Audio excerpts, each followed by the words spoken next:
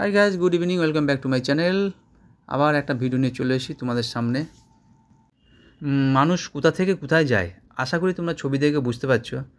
তো কিছু গল্প আমাদের আগেকার সেই সব যেসব জিনিস আমাদের সঙ্গে ঘটে গিয়েছে সেই সবই গল্প তোমাদের সঙ্গে আজকে করবো আমরা দুজন।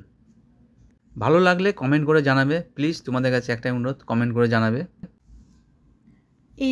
এই ছবিটা যেরকম দেখছেন এইরকম ছিল আমাদের অবস্থা, মানে একদম রুগ্ন। কি বলবো আর, মানে না মাথার উপর ভালো একটা ছাদ ছিল, একটা মুলিবাঁশের বেড়ার বাড়ি ছিল আমাদের।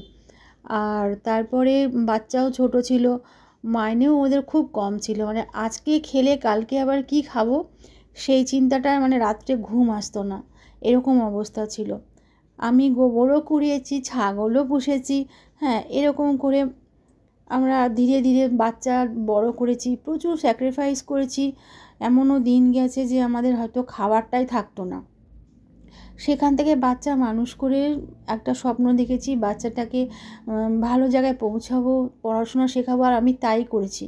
বহু কষ্টে আজকে আমি সফলতাও পেয়েছি, কিন্তু এই সফলতা যখনই আমাদের জীবনে এসেছে তার সঙ্গে কিছু মানুষের এত পরিমাণে হিংসাও বেড়েছে যে তারা আমাদের কোনো মতে সহ্য করতে পারছে না, বিভিন্নভাবে আমাদের ক্ষতি করার চেষ্টা করছে। এমনকি এমনও হয় যে তারা আমাকে মানে শেষ করে দেওয়ারও একটা পরিকল্পনা তারা করে ফেলেছে। কিন্তু তারা সব জানে আমার আগেকার স্ট্রাগেল, কিভাবে আমি দিনের পর দিন স্ট্রাগেল করেছি, কিভাবে আমি না খেয়ে দিয়ে আমার বাচ্চা আমি মানুষ করেছি। তারা কিন্তু সব জানে, জানার পরেও তারা আমাকে এত পরিমাণে আঘাত করে যে মানে কোনো বলার কোনো ভাষা নেই। আমি যখন বাড়িতে ছাগল পুষতাম, আমি পুষেছিলাম, আমাদের ছাগলটার 3টে বাচ্চা হয়েছিল। তো 3টে বাচ্চার মধ্যে আমি দেখতাম যে যেটা প্রথমে হয়েছিল সেইটাকে না, সেটা দুর্বল হয়েছিল, আর সেটাকে ওর মা দুধ দিত না, মানে অবহেলা করতো, মারতো, এরকম করতো। আর লাস্টে কী হলো, ওই দুর্বল বাচ্চাটা মারা গেল ওই মায়ের অবহেলায়।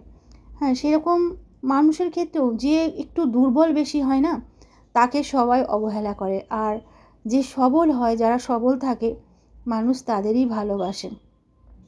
এটা বাবা মায়ের ক্ষেত্রেও হয়। আগেও আমাকে প্রচুর মানসিক যন্ত্রণা সহ্য করতে হয়েছে, যেটা মানে এতটা পরিমাণে মানসিক যন্ত্রণা ছিল যে আমার মাত্র 25 থেকে 26 বছর বয়সে আমার ব্রেন স্ট্রোক হয়ে যায়। যেখানে আমি আমার কষ্টগুলো না কাউকে শেয়ার করতে পেরেছি, না বলতে পেরেছি আমার মনের কষ্টগুলো, সেখান থেকে হয়ে যায় আমার ব্রেন স্ট্রোক। আর আজকে সেখান থেকেও আমি মৃত্যুর মুখ থেকেও ফিরে আসি, ভগবান আমাকে মৃত্যুর মুখ থেকে আমার সন্তানের কাছে আমাকে ফিরিয়ে দেয়। আর সেই মৃত্যুর মুখ থেকে ফিরে আসাটা আমার ছেলে বা আমার বাচ্চাদের ভেতরে না একটা ভয়ের সৃষ্টির কারণ হয়ে গেছে।